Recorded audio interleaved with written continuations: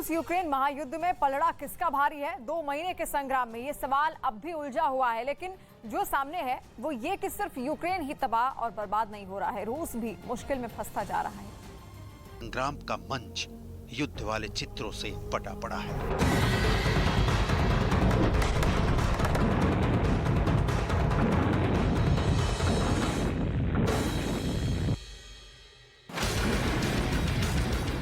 मिसाइलों की अचूक मार, टैंक से निकले झुलसा देने वाले गोले,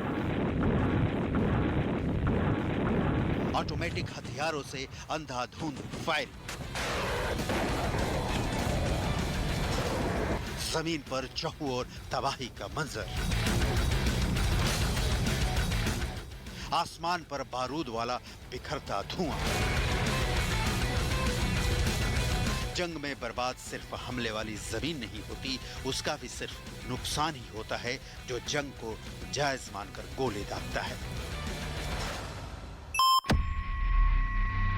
number 1 Leonid Suleiman, number 2 Alexander Tuliakov, number 3 Vladislav Avaev, number 4 Sergei Protsenya, number 5 Mikhail Watford. ये उन 5 बिजनेस टाइकून और रूस की गैस कंपनियों से जुड़े लोगों के नाम हैं जिनकी रहस्यमयी परिस्थिति में मौत हो गई। इन लोगों की मौत के कारण अलग अलग बताए गए, लेकिन इन सब का रिश्ता आखिरकार उस नेचुरल गैस से है जो पूरे यूरोप के घरों को रोशन करता है, कपकपा देने वाली ठंड में भोजन देता है। कहते हैं कि महायुद्ध यूक्रेन की नेटो से दोस्ती से ज्यादा नेचुरल गैस वाले हित के लिए लड़ा जा रहा है। 24 फरवरी को युद्ध की शुरुआत के बाद और उसके ठीक बाद इन 5 रूस के रसूखदार लोगों की मौत ने बहुत बड़े सवाल खड़े कर दिए हैं। पुतिन के युद्ध के फैसले का यह भी एक अंजाम है।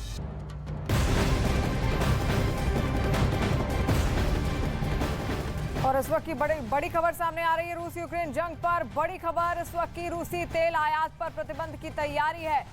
ईयू की, यूरोपियन यूनियन की स्मार्ट प्रतिबंध की तैयारी देखने को मिल रही है, जहां पर यूरोपियन यूनियन के कार्यकारी उपाध्यक्ष का बयान भी इसको लेकर सामने आया है। उन्होंने कहा है कि तेल प्रतिबंध पर विचार हो रहा है, यानी कि तेल प्रतिबंध, रूसी तेल पर प्रतिबंध लगाने की तैयारी है, जिससे भारी नुकसान हो सकता है, क्योंकि लगातार ज़ेलेंस्की इससे पहले निंदा कर चुके हैं। उनका ये कहना था कि यूरोपियन यूनियन उस तरीके से प्रतिबंध नहीं लगा रहे हैं जैसा कि यूक्रेन चाह रहा है, तो ऐसे में अब विचार किया जा रहा है। ये कहना है यूरोपियन यूनियन का। तमाम जो देश हैं, यूरोपीय देश हैं, वो इस पर विचार कर रहे हैं और हो सकता है आने वाले वक्त में अब पुतिन की मुश्किलें बढ़ जाएं, क्योंकि पूरे यूरोप में काफी सारा तेल यहीं से निर्यात होता है, तो ऐसे में बड़े प्रतिबंध की तैयारी अब यूरोप के देश लगे हुए हैं।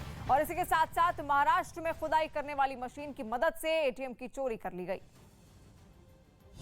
महाराष्ट्र के सांगली में खुदाई करने वाली मशीन की मदद से एटीएम की चोरी कर ली गई। ये पूरी घटना वहां लगे सीसीटीवी कैमरे में रिकॉर्ड हो गई, जिसमें कुछ बदमाश खुदाई करने वाली मशीन से एटीएम को उखाड़ते हुए दिखाई दिए। नोएडा में पुलिस ने मुठभेड़ के बाद एक इनामी बदमाश को गिरफ्तार कर लिया। मुठभेड़ के दौरान पैर में गोली लगने के बाद बदमाश घायल हो गया। पकड़े गए बदमाश पर 25,000 का इनाम था। एशियाई कुश्ती चैंपियनशिप के आखिरी दिन 86 किलोग्राम भार वर्ग में पहलवान दीपक पुनिया ने सिल्वर मेडल जीता, जबकि 92 किलोग्राम भार वर्ग में पहलवान विकी को कांस्य पदक से संतोष करना पड़ा।